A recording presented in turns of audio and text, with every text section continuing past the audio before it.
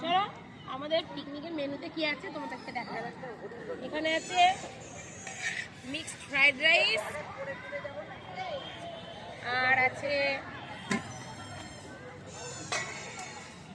Tomato চাটনি, আর আছে কেন করবো? মাংসটা দেখাবো না, মাংস কাছে নিয়ে যাচ্ছি ক্যামেরা।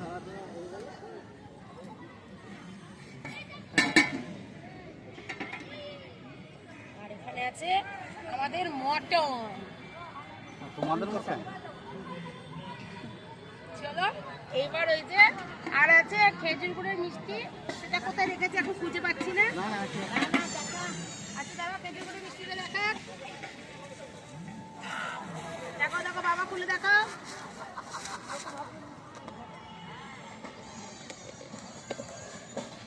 ঠিক আছে